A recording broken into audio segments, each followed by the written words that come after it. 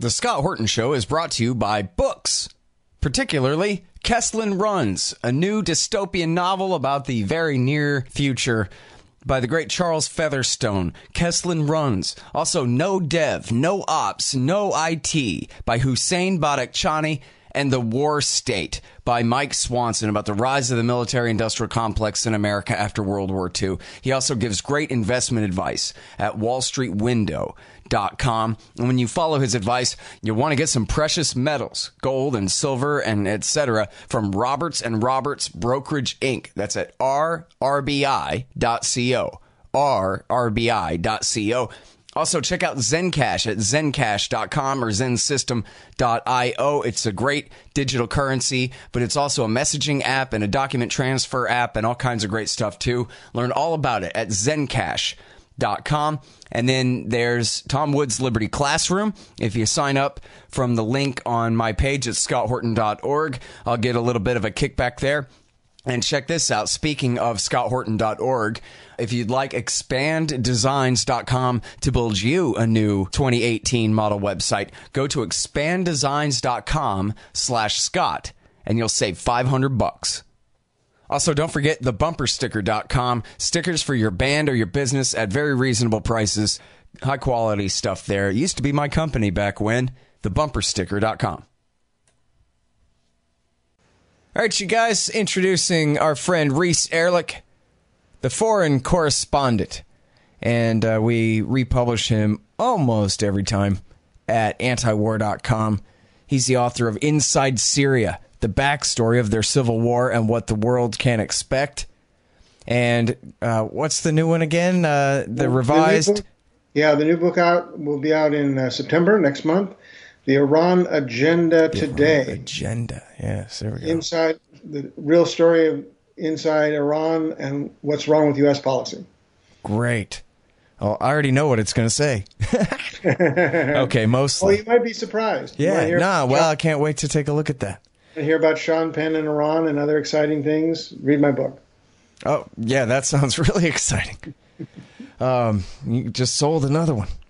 All right. The Iran Agenda Today, coming out in about a month and a half or something. Okay. All right. So, Afghanistan has become Trump's failed narco state, reads the headline at antiwar.com. So let's start with the latest and greatest failure there. Am I too hyperbolic to compare the attack on Ghazni province and Ghazni city the other day, the last few days, as sort of a junior Tet offensive here, making a pretty big statement on the part of the Taliban? I don't know if it's exactly a Tet offensive as what occurred in Vietnam, but it certainly was a major blow to the U.S. and to the Afghan government. For your listeners who may not have been following it in detail, about a week ago, the Taliban attacked Ghazni city, which is a key city partway between Kabul, the capital, and Helmand province, and seized it. It took over government buildings, took over police station, killed a lot of soldiers and police. Some of the Afghan soldiers just gave up in mass, and then after wrecking all this damage, pulled back. And they've done that in a number of other cities around the country. And militarily, it's a sign of how bad a shape the U.S. and its allies are in Afghanistan these days. Yeah. Well, it's funny. I was talking with a friend of mine who's a former Marine who was saying, in the Tet Offensive, they lost all over the place. But it was just the fact that they had tried it.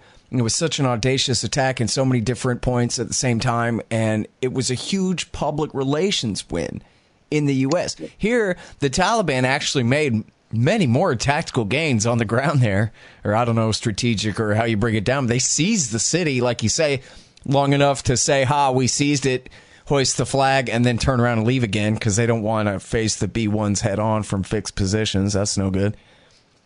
But they didn't get their PR win because nobody cares, Reese. That's have you and me. Well, people do care. It's very hard to write history while it's happening. Having been a journalist and a book author now for a while, I think the U.S. has been losing the war in Afghanistan, or has lost the war for quite some time. And what we're seeing now in the battles like in Ghazni is one more example of that. The U.S. has now about somewhere around 14,000 troops or so officially acknowledged in Afghanistan, and it's simply not enough to take on the Taliban, who have been growing in both support and in terms of military weaponry and so on. And if Obama couldn't win the war with 100,000 troops when he was in power, there's no way Trump is going to win with 14,000 troops. Yep. And we're going to see continued death of American soldiers. Over $1 trillion now has been spent just in Afghanistan. That's not counting Iraq and these other wars that are going on. That's our money, our taxpayer money, that could be used for productive things inside the U.S. Instead, we're just wasting it in these wars abroad. And, of course, the needless loss of lives of American soldiers and Afghan civilians. Yeah. I saw a headline the other day from Votel. I guess we haven't heard too much from the new general taking over the war for Nicholson. I forgot his name, Scott something. Or something Scott or something. Anyway. But Votel, who's the general in charge of Central Command, his overboss there, said, oh, yeah, no, we don't see any reason to change tactics or strategy or anything. We know what we're doing. We just got to hang in there. And this same kind of thing, 17 years into this thing, where, pretty much everybody, I don't know, everyone who's not inside the political culture and class in D.C., I guess, is over it and wants to come home from this thing. And their attitude is, we're just going to keep fighting. We're going to try to hold on to the status quo for as long as we can. And then what? I don't know. Nothing. Collect another star for his shirt. Then they blame somebody else for having lost the war. They blame the politicians, or they blame the media, or they find somebody to blame. I agree. If their solution is to have a permanent occupation of Afghanistan. The U.S. is still a very powerful military power, and it has air and missile superiority and drones and so on, and it can cause a lot of damage in Afghanistan. But the people of the U.S. and certainly the people of Afghanistan aren't going to stand for it, and that's where I think the Tet analogy is accurate, which is that at a certain point, people already, the U.S. Popular opinion polls show the U.S. people overwhelmingly oppose the war in Afghanistan. And what kind of a democracy do we have when people overwhelmingly share a view and there's nobody in Washington willing to carry it through? That's what happened with the Vietnam War. It's what's happened with the war in Iraq and the war in Afghanistan. Yep. Yeah, there's only one senator who's willing to harp on Afghanistan all the time. That's Rand Paul. And, I hate to say, but we can't really count on him. But at least, he seems to be consistent on this. But there's no one else who's got the stones to just stand up there and say, hey, yeah. And you know what? So here, what about the cynicism of these generals and these politicians when, just one of the soldiers killed the other day, I think it was one of the Green Berets, was shot in the back in a green on blue attack, as they call it, where the Afghan National Army or police or whichever group that they're training up there end up killing our guys. There was a piece in the New York Times, I guess, a year or something ago, where they talked about the Marines back down in Helmand Province. And there's one guy on duty at all time. His job is to be the guardian angel. In other words, his job is to sit there on a tower or on a rooftop with a sniper rifle, holding it on, his crosshairs on the heads of all the guys our guys are training in order to protect the guys who are training them. I mean, what in the world? And then, this keeps not working. The fact that they would even have that as a setup at all and not just call that defeat at that point. But then it doesn't even work. And then these guys are shot in the back anyway. What the hell is that?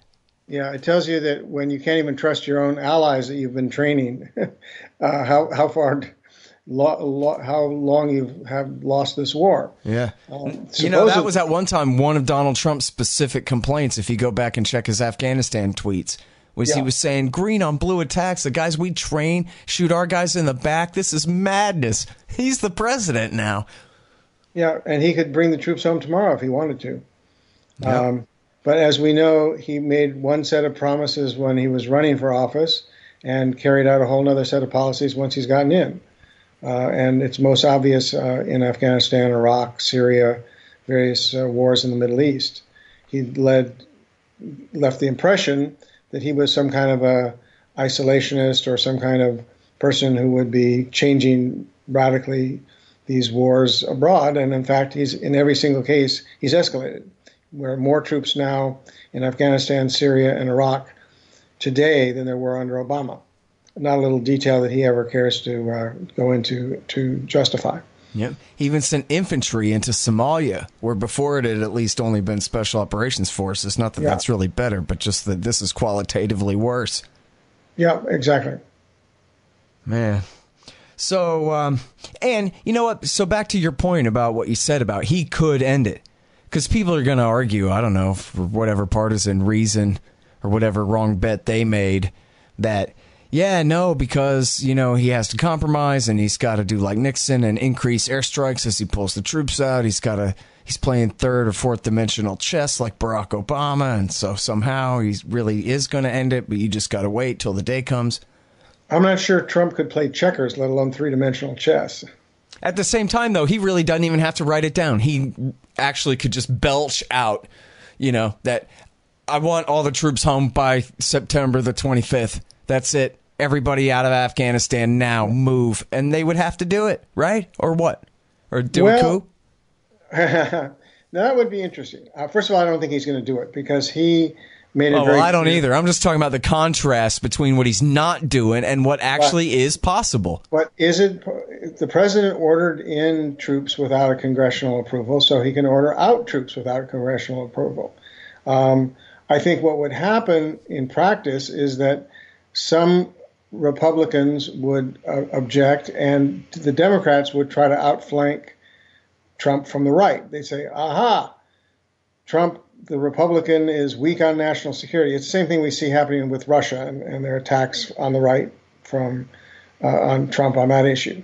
And the generals, the war industries, and a certain sector of the powerful folks in Washington would say, aha, he's going to lose.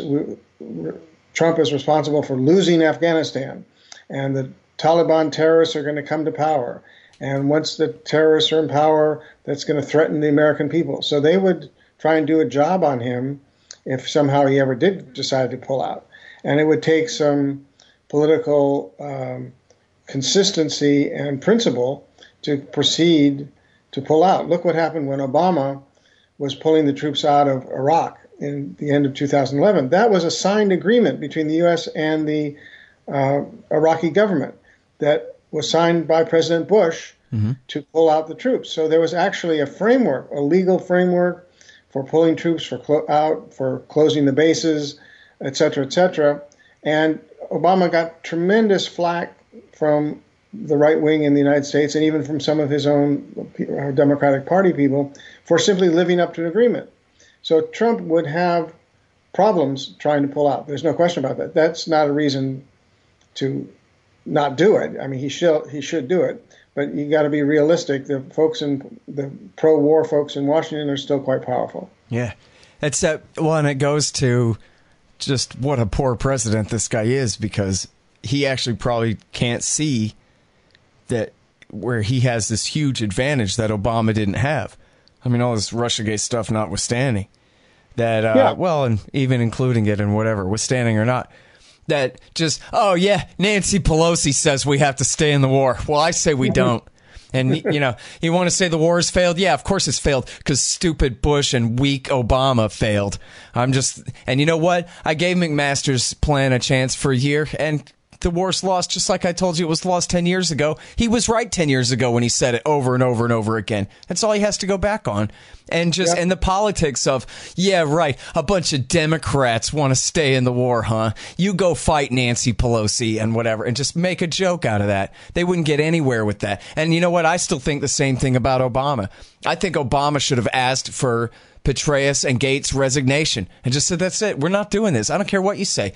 And to John McCain, I beat you by 10 points because the American people wanted me to decide this, not you. So go and scream, go to your little ranch that you got from your wife and cry about it, Senator. I'm the president, not you. And it would have been great. It would have been a huge political victory. Instead, he rolled over and he didn't really lose for it because all of his fans were looking the other way and the Republicans were placated. But I think he could have made a great victory out of the same thing. But certainly Donald Trump could, being a Republican. He's in a much better position to do it. And having not voted for any of this, having been, a businessman before this, not a senator. So, no, I agree. But he doesn't have the vision to see that he could do that and that he could actually win and that it would be good politics to do so, Yeah, I think just similarly with North Korea and some of these other crises, if he was actually serious about trying to resolve the issues by pulling the troops home, that'd be great. He'd have popular support. Right. And as a Republican, he could do it probably more easily than a Democrat. Yep. I'm glad we've all agreed on that, and I presume you're going to send this program to Trump. Yeah, so he listens to me, of course. No. Yeah, no, I mean, that's just the whole irony of this thing, right, is the reason why people love him is because they believe all his nonsense about the good things he's going to do that he never quite ever gets around to. And then, but it's the same reason that the war party hates him. It's the same reason the entire political center is at war against the elected president right now, because they took him at his word, too. He said NATO's obsolete. I mean, he never said he was going to get out of NATO, but he called it obsolete and just pure panic. He said he wants to be even-handed in Palestine. Even-handed? Oh, no! And so they just go into full panic mode about him, and they didn't notice it. He just talks out of both sides of his mouth. He's just trying to get power just like everybody else lies in that same position. I don't know. They didn't notice that he's bestest friends with Sheldon Adelson and Benjamin Netanyahu. They really thought, oh, no, he's going to be even-handed. Yeah, because Donald Trump cares so much about Palestinians that he's going to be even-handed, which would mean, of course, telling the Israelis to stop with the settlements and get out of the West Bank, etc. Right? He had no intention of doing that ever. And yet people believe in him, and people are terrified of him over nonsense. Why do you think you're in touch with some Trump supporters, I presume, people calling your show and so on. Why do you think people believe him despite the record? Well, because he's not one of them, right? Literally, he stomped Jeb and Hillary, both. And we'd all been told these are going to be your choices. That's it. It's either, Bill Clinton's wife or George Bush's brother, and you're just stuck with it. This is the center. This is American democracy, and you're going to like it or lump it. And, he was an outsider who was capable of stopping them. And so there's so much value in that. You got to admit, he stopped Jeb and Hillary Clinton. That's borderline heroic, except then it's just the irony of who he actually is. Compared to what we really need. So, there's a lot to appreciate about him, denouncing, really running against the legacy of the entire post-Cold War regime of, the Clinton, Bush, Obama regime and the way that they ran things. And people have a right to be mad about it. All of it is basically horrible. The financial crash and all the wars and all of the rest of this. So, not that he ever really knew how to make America great again or any of that or set America on a path of what anyone could agree it ought to be instead of this. But, I don't know. And then look at what he's up against. The entire consensus is for the status quo in terms of what the media says and what, all of the arguments against him. The worst thing that he could do would be to ratchet down the Cold War with Russia. And there's just, you know what I mean? It's like a Iraq War II level consensus building based on nonsense, based on fake foreign threats and all the rest of this. So, yeah, I don't know. He would have a stronger case if what he was doing was actually helpful. Yeah, no, I mean, that's my point too, is it's all just based around everybody's hopes and fears rather than anything realistic. It's the same thing with Obama. People loved Obama for what they imagined he was, not for all the people he was killing, And that's a big part of it, too, is all the worst stuff that Trump has done is in continuing all of Obama's wars. That's all the real worst stuff. And so the partisans on the Republican side, they don't really want to criticize the Obama and the center for that, because Trump's continuing it. And the liberals don't want to attack him. They can't slink back to the anti-war movement because all Trump's doing is escalating the wars that he got from Obama. And so they don't either want to be a hypocrite or call out their guy, and so they stay silent. You can see that especially in Yemen. They just won't cover it. MSNBC won't cover it. They could be beating Donald Trump over the head all day with war crimes in Yemen, but they can't. Because they supported it under Obama. Yeah, or at least they refused to say a word about it under him, refused to criticize it. And, of course, if we made them talk about it, they would just say Iran is behind the Houthis or some nonsense and make it worse, Mm-hmm. Anyway, we're screwed. Anyway, let's talk more about the situation in Afghanistan. Tell me about General Dostum and his triumphant return.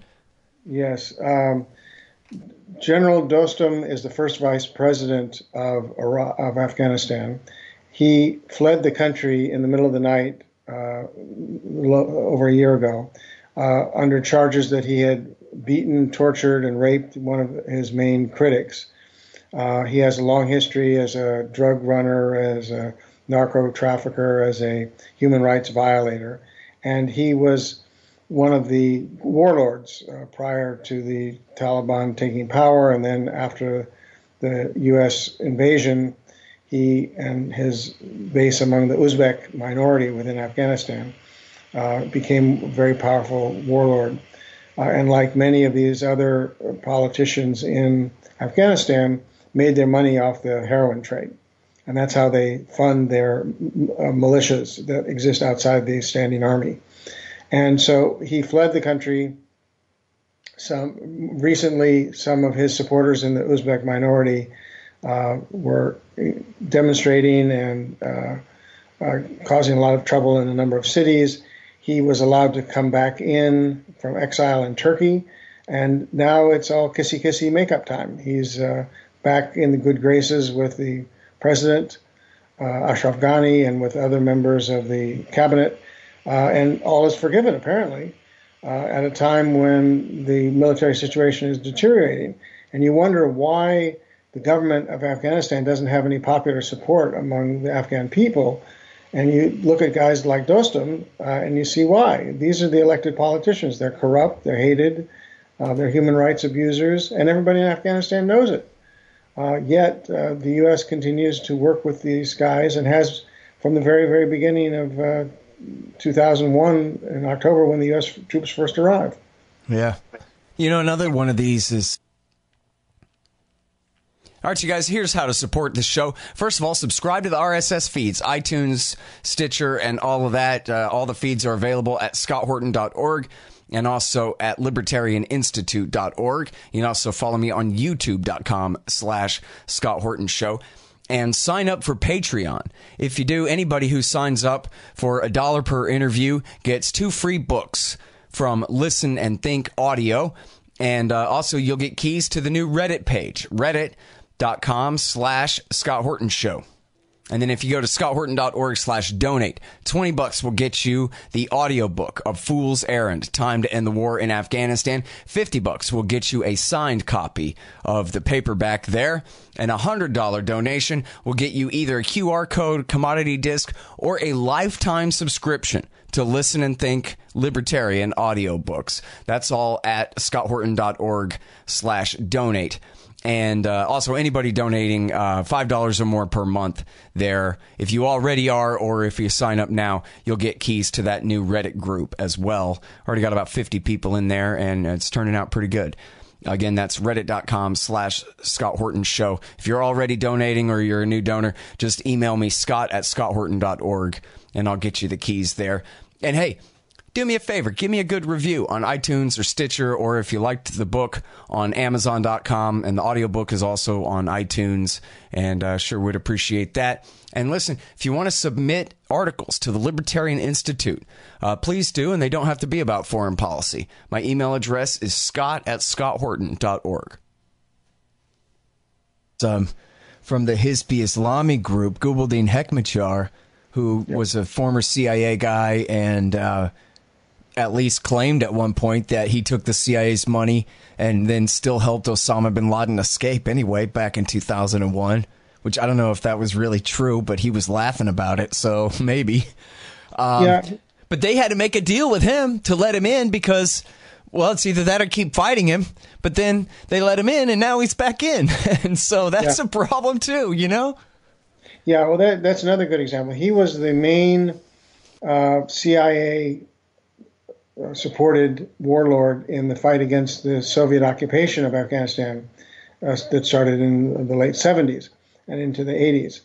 And he had the largest, most religiously reactionary, most human rights abusing of all the Mujahideen groups at that time. And the CIA backed him because he was the most anti-communist and appeared to have the most popular support. And when the Soviet Union was forced to withdraw, he became one of the warlords of the Northern Alliance that fought the Taliban. And then when the U.S. invaded, he fought the U.S. He had flipped and went from pro-CIA, pro-U.S. to being part of the insurgency that allied with the Taliban. So, you know, these guys, it's incredible their history and who the U.S. is willing to cut a deal with. And then more recently, the U.S. and the Afghan government cut a deal with Hekmatyar to let him come in from the cold, and he's now living in Kabul, as far as I know. Allegedly allied with the current government, but no apologies, no reckoning for all the things that he did previously, and yet one more narco warlord in the pro-U.S. camp. Yeah. Well, and right, like, what's the alternative to negotiating with him was keep fighting, and that's no solution, but it's just that these are the guys who they're left to deal with, the guys like Hekmatyar, and at least part of the original deal, I'm not exactly sure how this worked out, was that he was going to be able to keep all of his armed militia with him. And they would, you know, still be their own armed independent force separate from the ANA or any official police function. But just, these are my guys, like bad guys on the A-team or something, you know? Yeah, and not only that, you think, how do you support a militia? You know, you've got thousands of guys under armed, you're paying them salaries, you're arming them, you're providing them with weapons and ammunition, places to live. Where do you come up with the money? You either siphon it off from the government through corrupt government contracts, or you deal heroin. And that's the untold secret of Afghanistan, which is from the very beginning, the U.S. allied with the warlords who had been supporting themselves with the heroin trade. And within a matter of months after the U.S. invasion and occupation that started in October of 2001, Afghanistan went from having no heroin trade under the Taliban to having the world's largest heroin trade. And it's not mainly benefiting the Taliban, although they make some money off of it. It's mainly the U.S. allied warlords in the cabinet and the government who then had a free hand to, as government ministers and so on, to get the grow the opium, buy it, process it into heroin, and ship it out of the country. And that's why, and that's how these guys like Dostum and Hekmatyar and others finance and pay for their militias. It's not simply for personal wealth, although they are personally wealthy. It's for political power and buying of and paying for militias. Yeah. Well, and that's the whole thing is people are always looking for the secret CIA conspiracy to smuggle the drugs here. And in that, you know, like it was during Vietnam or with cocaine in the 1980s with Nicaragua and all that. But no, instead, this is all just the open conspiracy hiding in plain sight here. Every governor, every mayor of any importance, every police chief, they're all in on it. This is how people make their money. It's like half the Afghan economy is opium. And when I interviewed both UN officials and military officials in Afghanistan in my reporting, I said, you know, you're helping fund the deadly heroin epidemic, what I guess is now called the opioid epidemic, since white people are acknowledged now to have problems as well. Before it was mostly black people, it was called the heroin epidemic. And the argument was, well, the heroin's going to Europe, not the United States. Not our problem. I mean, talk about an incredible argument. First of all, who was it that told you that? Well, I had that from the military sources in the United States, U.S. military sources that I interviewed in Afghanistan, because I was asking them this is very early on, that U.S. controlled the airplanes, the airports, and so on in various cities around Afghanistan, and they were not searching the planes for drugs. They were looking for arms. But if somebody had a duffel bag full of heroin, they would let it on the plane. And I said, how can you possibly do that? I mean, that's heroin, man. You know, what's going on? But as long as it was being done by U.S. allies, U.S. allied forces, they looked the other way because they said, well, the heroin's going to Europe, not to the United States. Yeah. You know, Eddie Griffin, the comedian, had a bit where he's saying, don't you see, man, it's all there. A lot of this is going to China to keep all the Buddhists stoning down so China doesn't rise up. It's like, you know what? Conspiracy theorists from the neighborhood got a good point a lot of the time. You sort of got to admit. But well, and that's the whole thing, is it's not just Europe, it's Russia, and it is China as well. And then it's, hey, heroin is a fungible commodity, so that all has an effect on opium prices here. And, of course, governments everywhere keep the markets black and criminal. And so that means that the people participating in it are more likely to have, you know, real problems. And that's why they're willing to go to criminal lengths in order to sustain their habit and that kind of thing. And so, and then it's just criminals getting rich and increasing violence and corruption all over the place. All the secondary and third order effects of the drug wars, especially on the international level, it's just horrible. You know, they could, I talk about this in the book, is in Turkey and in India, they just legalized it and started doing, you know, exporting opium for medicinal purposes. And there's 7 billion people in the world. There's plenty of legitimate uses in medicine for opium products, you know, and you could just do that. But they won't. They keep it black market, and I mean, hell, the president's half brother, Wali Karzai, who was the king of Kandahar province, he was the biggest heroin dealer in the country. At one point, I guess it was the military was outing him on the front pages of the New York Times and trying to get the CIA to stop supporting him, but they wouldn't, until finally somebody killed him. Yeah. You get, anyway. You know, I've had this discussion with people and debated with mainstream journalists and former government officials and so on. And the argument is, well, why would the U.S. knowingly support heroin dealers and drug traffickers when we know the consequences that drug dealing has for the people of the world and for the U.S.? And the argument, and of course there is arguments between the DEA and the CIA, for example. The argument's gone on in South America, in Afghanistan, and elsewhere, because the DEA's task is to reduce, at least in theory, is supposed to reduce drug trafficking.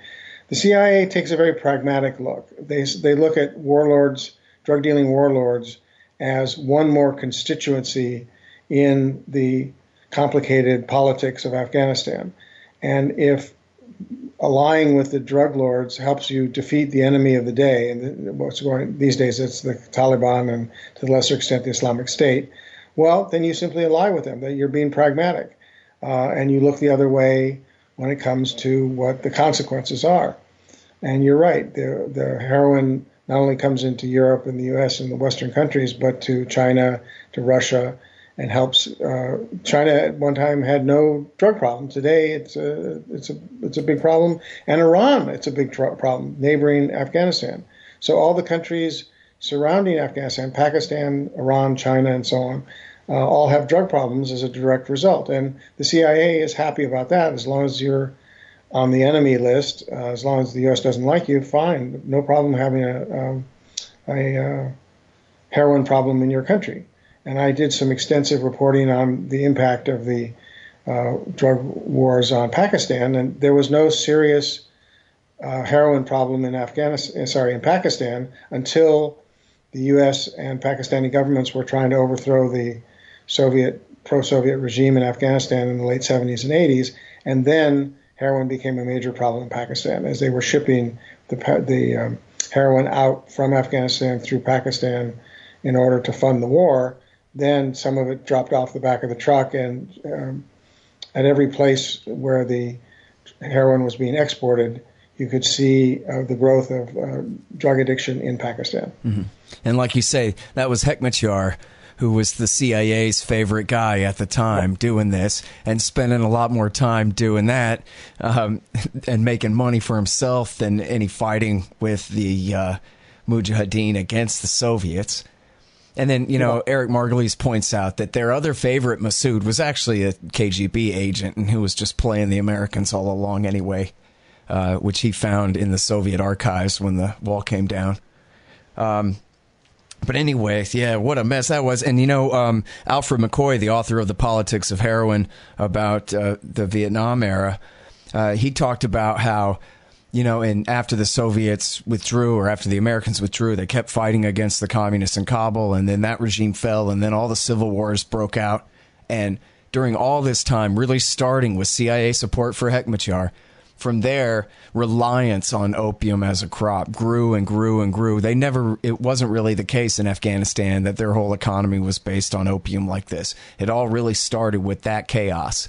And just because the poppies are that much easier to take care of in the field, and for whatever reasons, easier to grow and harvest and the rest, compared to growing fruits and vegetables for lower prices in an emergency, so time preferences increase and this kind of thing. And how the way he called it was heroin was the sword that could cut the Gordian knot that was just preventing, people were going hungry and worse, and they had to do heroin something. was not a problem in Afghanistan prior to the intervention by the U.S. To try and overthrow the government there in the 80s. People smoked opium, but the processing of opium into heroin basically didn't exist.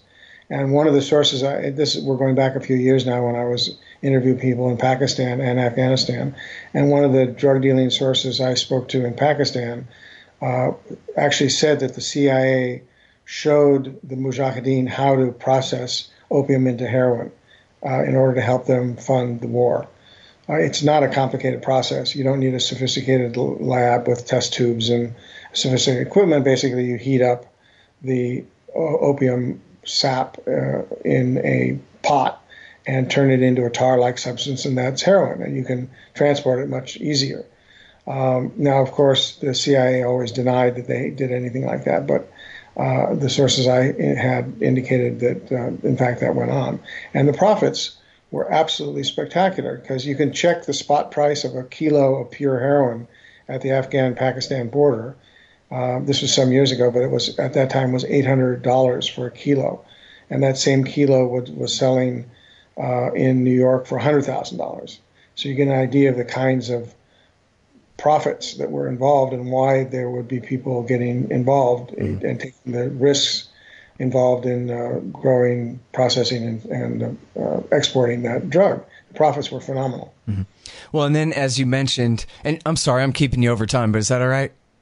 Sure. We should kind of wrap it up soon. Okay. Well, so I wanted to mention, as you talked about, the Taliban outlawed heroin, and, they enforced a totalitarian state in order to prevent it from being grown. It was ruthless. And I actually read one thing. It was a quote from a State Department guy saying, there was just a glut, and they were just ramping up prices, and they had a ton of heroin still in the warehouses they were waiting to get rid of, and that kind of thing, that it was just, like James Madison outlawing the importation of slaves just to protect his own prices. One of those kind of things. But anyway, since the Americans overthrew the Taliban, as you said, it just, completely opened this up. But so, I guess some people would say that that's a huge part of the reason for the war in the first place, is all this liquid money that comes from the drug trade, and it's at least a huge part of what keeps it going, even from the point of view of the Americans and the NATO powers. Well, the way I look at it, I don't think the heroin trade was the motivating force for the war. I think the U.S. had geopolitical reasons for invading and occupying Afghanistan. Or at first it was to get rid of, to combat the Soviet Union as part of the Cold War competition. And heroin proved to be a convenient means to help finance the war once the decision was made. If somehow or another you couldn't grow opium in Afghanistan, they still would have waged that war and tried to finance it through some other means. But once it got going, it became an integral part of the process, because basically Afghanistan doesn't have any domestic industry to speak of. It needs a lot of imports. To the extent it makes any money at all, it's from trading and from heroin now. So it's grown into a major component of the economy of the country, but it wasn't the original motivating factor. Right. And now, so can you talk about maybe just a couple of possible futures here if the Americans quit, or if the Americans have some real negotiations with the Taliban and say, listen, we want to come to an agreement so we can get out of here? What do you think that might look like? Well, the best scenario would be a political settlement where the Taliban was forced to make some concessions, some compromises, where the Islamic State was eliminated as a political force, and the government, the folks doing good work in Kabul and other cities, for example, the civil society folks doing humanitarian work and education work, were allowed to continue doing what they're doing, their positive work, without repression or arrest by the Taliban. That would be the best scenario, and it would take a lot of pressure on the Taliban, because they want to come to power and rule everything and reimpose the kind of dictatorship they had previously, religious based allegedly on the principles of Islam, but mainly using Islam to keep themselves in power. But that would be the best solution. The second possible solution would be the Taliban simply takes power, and the U.S. pulls out, the Afghan government falls, and you have some version of what the Taliban's rule was previously. But at least the situation would be the war would stop, and the Taliban would have to focus on domestic politics, consolidating their power, and would not be involved in exporting terrorism or engaging in nefarious activities outside of Afghanistan. I think that's the most likely outcome. But the U.S. has lost the war, and it's a matter of how much time it's going to take to get the political situation resolved, and how many lives are going to be lost in the meantime. I mean, the war has to stop. The people of Afghanistan are fed up with the war, and there's nothing militarily the U.S. can do to change that. Yeah.